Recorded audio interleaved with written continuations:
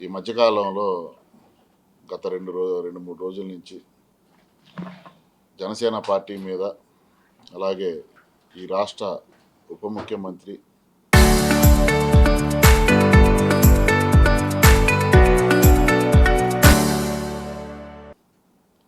Janasena party అధ్యక్షులు పవన్ కళ్యాణ్ గారి మీద వైఎస్ఆర్సీపీ పార్టీ చాలా కుట్రపూరితమైనటువంటి విద్వేషపమైనటువంటి మాటలు మాట్లాడుతున్నటువంటి తీరు చూసి అందరూ కూడా ఖండించాల్సినటువంటి సమయం. ప్రజలందరూ కూడా దీన్ని గమనిస్తున్నారు. పవన్ కళ్యాణ్ గారి వల్ల రాష్ట్రంలో 151 సీట్లు ఉన్నటువంటి వైఎస్ఆర్సీపీ పార్టీని 11 సీట్లకి దించేసినటువంటి ఘనత కూటమి ప్రభుత్వానికి. ఈ రాష్ట్రం అభివృద్ధి చెందాలి, ఈ రాష్ట్రంలో ఉన్నటువంటి ప్రజలు అభివృద్ధి పదంలోకి వెళ్ళాలి అని చెప్పేసి కేంద్రంలో బీజేపీ, అలాగే రాష్ట్రంలో తెలుగుదేశం పార్టీ, జనసేన పార్టీ 3 పార్టీల కలయికలో ప్రజల్లోకి వెళ్తే ప్రజలు కూడా ఒక విద్వేషమైనటువంటి, ఒక కక్షపూరితమైనటువంటి గొడ్డలి సంస్కృతి సంబంధించినటువంటి పార్టీ వైఎస్ఆర్సీపీ పార్టీని ప్రజలు తిరస్కరించారు. ఆ తిరస్కరణ జరిగి 2 ఏళ్ళైనా కూడా ఇంకా వైఎస్ఆర్సీపీ పార్టీకి కానీ ఆ యొక్క నాయకులకు కానీ బుద్ధి రావట్ల. ఏదో ఒకటి అవాస్తవాలు మాట్లాడటం, కులాలను రెచ్చగొట్టడం, మతాలను రెచ్చగొట్టడం, ఇవన్నీ కూడా మనం మీడియా కథనాల్లో చూస్తూనే ఉన్నాం. అలాగే నిన్న వైఎస్ఆర్సీపీ పార్టీ నాయకుడు ఒక వెధవ, అంటే అతను మాట తీరే చాలా అసభ్యంగా ఉండిద్ది. బందర్లో కూడా అందరూ అసహించుకునేటటువంటి వ్యక్తి ఎవడయ్యా అంటే పేర్ని నాని. ఆ వ్యక్తి మాట్లాడుతూ పవన్ కళ్యాణ్ గారి గురించి, ఆయన నిర్వహిస్తున్నటువంటి శాఖల గురించి అవాకులు చవాకులు పేలుస్తున్నారు. ప్రజల్లోకి తప్పుడు భావన తీసుకెళ్లే విధంగా. పంచాయతీరాజ్ శాఖకి పవన్ కళ్యాణ్ గారు ఏమి చేశారు అనేది ఒక ఛాలెంజ్ లాగా అతను మాట్లాడుతున్నాడు. నేను పేర్ని నానికి సవాల్ విసురుతున్నా, నీకు దమ్ము ధైర్యం ఉంటే నువ్వు విక్టోరియా, అంటే నీ పిన్ ఉంది కదా విక్టోరియా, నీ ముద్దుల పిన్ని విక్టోరియా సాక్షిగానే చెప్తున్నాం మేము, నీకు దమ్ము ధైర్యం ఉంటే రా, మేము వస్తాం. ఏ పంచాయతీలోకి వెళ్దామో చెప్పు, ఆ పంచాయతీలోకి వస్తాం. పంచాయతీలు వైఎస్ఆర్సీపీ ప్రభుత్వం ఉన్నప్పుడు 24వ స్థానంలో ఆంధ్ర రాష్ట్ర పంచాయతీలు ఉంటే ఈరోజు మొదటి స్థానంలో పంచాయతీలు ఉన్నాయి. అనేక రకమైనటువంటి అవార్డ్స్ కూడా ఈరోజు పంచాయతీలకు వచ్చినటువంటి ఘనత. అలాగే గిరిజన ప్రాంతాల్లో డోలీ చప్పుళ్ళు, డోలీ మోతలు మోగేటటువంటి పరిస్థితుల్లో అలాంటి డోలీ మోతల్ని, దీన్ని ఆపేసి రోడ్డు మార్గాల ద్వారా ఈరోజు ఏ గిరిజన ప్రాంతంలో వెళ్ళినా సరే రోడ్లు ఉన్నాయి. మీకు వాళ్ళని అడిగితే చెప్తారు.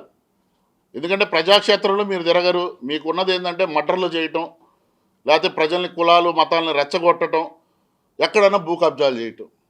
రా, నువ్వు రా, మేము చూపిస్తాం.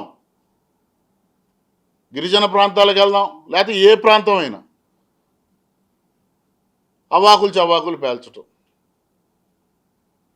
అలాగే అటవీ శాఖ పవన్ కళ్యాణ్ గారు బాధ్యతలు తీసుకున్న దగ్గర నుంచి ఎర్రచందనం, గత ప్రభుత్వం వైసీపీ ప్రభుత్వంలో అక్రమంగా ఎర్రచందనం, ఆ రోజు ఉన్నటువంటి అటవీ శాఖ మంత్రి, సకల శాఖ మంత్రిగా ఉన్నటువంటి సజ్జల రామకృష్ణారెడ్డి, అక్కడ ఉన్నటువంటి ఆ జిల్లాలో శాసనసభ్యులు, వీళ్ళందరూ అక్రమంగా ఎర్రచందనం అమ్ముకుంటుంటే ఈరోజు పవన్ కళ్యాణ్ గారు అటవీ శాఖ మంత్రిగా బాధ్యతలు స్వీకరించిన తర్వాత ఎర్రచందనం అక్రమంగా వెళ్తున్నటువంటి అక్రమ ఎర్రచందనాన్ని 70% నివారించారు. ఈరోజు పక్క రాష్ట్రాలతో కోఆర్డినేషన్ చేసుకొని ఈరోజు వీళ్ళు అక్రమంగా ఏదైతే తరలి వెళ్ళిందో ఎర్రచందనాన్ని, ఆ ఎర్రచందనాన్ని కూడా వెనక్కి వచ్చేటటువంటి బాధ్యత పవన్ కళ్యాణ్ గారు తీసుకున్నారు.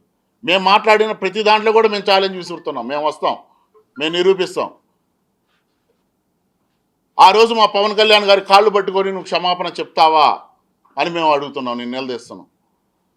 పవన్ కళ్యాణ్ గారు అటవీ శాఖ మంత్రిగా బాధ్యతలు చేపట్టిన తర్వాత గత 2 సంవత్సరాల్లో 1239 మందికి పైగా ఎర్రచందనం అక్రమ ఎవరైతే చేస్తున్నారో స్మగ్లర్లని అరెస్ట్ చేయటం జరిగింది.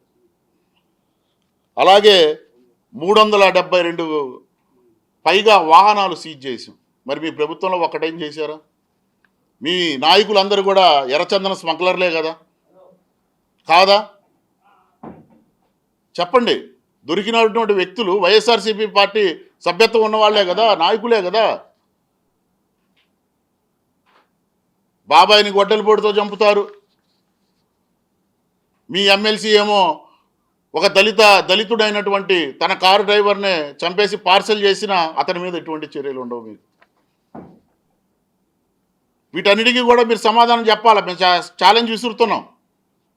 అలాగే సకల శాఖ మంత్రి అయినటువంటి సజ్జల రామకృష్ణారెడ్డి కడప జిల్లాలో అటవీ భూమి 60 ఎకరాలు కబ్జా చేస్తే మా ప్రభుత్వం వచ్చిన తర్వాత మా ఉప ముఖ్యమంత్రి అయినటువంటి పవన్ కళ్యాణ్ గారి ఆధ్వర్యంలో 52.40 ఎకరాలు రెవెన్యూ సిబ్బంది, అటవీ సిబ్బంది మళ్ళీ వాళ్ళు స్వాధీనం చేసుకోవటం జరిగింది.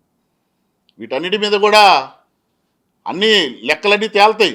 వైఎస్ఆర్సీపీ పార్టీ నాయకులు ఎక్కడెక్కడ ఏం దోచుకున్నారు, ఎక్కడెక్కడ అక్రమ రవాణా చేశారు, అన్నీ వస్తాయి.